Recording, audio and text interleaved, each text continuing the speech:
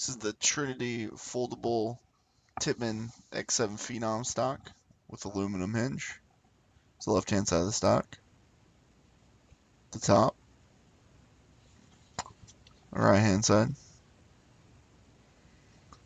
Stock is made of both composite and metal, the composite being the body, the metal being the hinge and the gun attachment.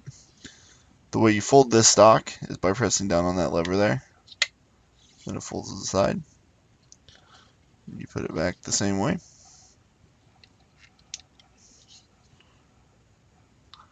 This is for the X7 Phenom and the X7 Original. It does come with the bumper for mounting to the original X7s.